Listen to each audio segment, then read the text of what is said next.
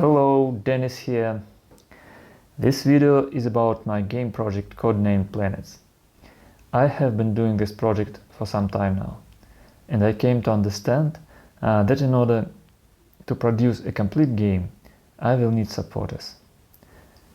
That's why in the next several minutes I will do my best to explain what I'm building, what is already done, and what I plan to do with this project in the near future. So, what am I trying to achieve? I'm making a voxel-based game about survival, building, travel and warfare in space. As a player, you will be able to mine resources from planets and asteroids, use these resources to build ground bases and spaceships, and fly on those spaceships while being subject to natural forces, like gravity and inertia. The game will also include functionality of a simple voxel editor. Those of you who played Minecraft, Space Engineers, Kerbal Space Program or Elite Dangerous will find many similarities with those games, but many differences too. Main difference from Minecraft will be that the world consists of many planets that have cubic form. Main differences from Space Engineers will be more realistic orbital mechanics, simplicity of interface, and simple placement and mining of blocks. Main differences from Kerbal Space Program will be that the scale of the game world will be much smaller and sandbox style of basic gameplay. Unique feature of my game is that not only planets but all objects in the game world, including ships, bases and player avatars, are made of many small colored cubes, which are called voxels. For example, every workstation and armor block and even parts of the player skin will look like objects which you could create in Magic Voxel editor. And not only that, players actually will have the possibility to change the look of game assets without leaving the game. Editing features won't be as versatile as those which you find in specialized editors, but they will still make the game even more appealing to creative people. I could begin to explain many details about my project, such as how the damage or inventory systems will be implemented. But I think that I better leave this for future videos and keep this one shorter and more comprehensible. Video footage that you have seen in the previous part is from two early game engine prototypes which I created. These prototypes don't have actual gameplay, but they demonstrate some of technologies that will be implemented in the final game. Further, I will explain what parts of the future game I already have and what I still need to add to create a basically playable prototype. As you see in the video, one of my current prototypes is able to generate, display and edit a single planet-sized object. To display this object, it uses a simplified version of the ray tracing algorithm. This allows me to render pretty realistic water and atmosphere, but in order to implement even basic gameplay, I need more than one object.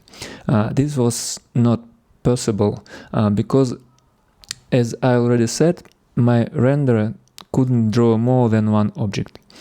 In a new version of my engine, which is currently in development, this limitation is removed, and this allows me to start thinking about first playable prototype of my game.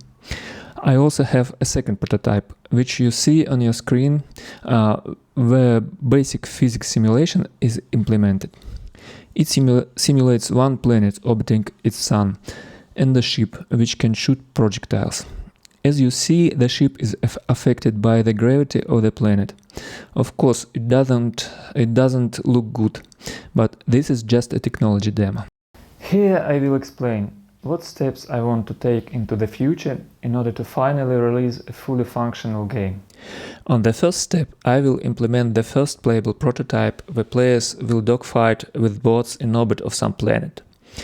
Currently, I am merging two engine prototypes together and overhauling internal data structures in order to support new renderer and future developments of the game engine. After this, I will implement basic damage systems and death sequences, and will try to do some number of closed play tests. In the following step, I will implement improvements to renderer, which will compensate for drawbacks introduced by the new multi-object rendering algorithm. In particular, the new algorithm makes simulation of reflections and refractions more complex tasks, and so I postpone their implementation. On this step, I plan to re-implement the simulations and draw water and atmosphere again.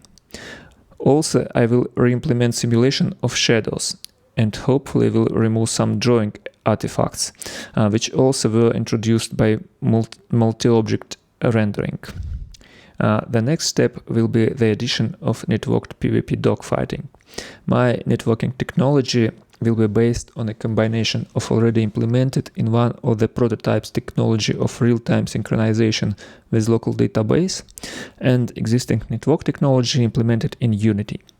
So I hope that networking will not be an unmanageably complex task for me. In the next step, I will add the human protagonist, mining and basic building. Optionally, this step could include implementation of a sound system based on some of existing sound engines. After these steps, the game will be playable in two separate modes, dogfighting and Minecraft-like mining and building. Further development will be focused on implementation of crafting infrastructure needed to build custom spaceships and space stations. This will create a bridge between these two gameplays and lead us closer to the release. Note that this list of steps is not final and is subject to change in the future. And that is all that I wanted to say for today. Feel free to write your thoughts and ideas below the video. And in case you liked it, please press the like button and subscribe.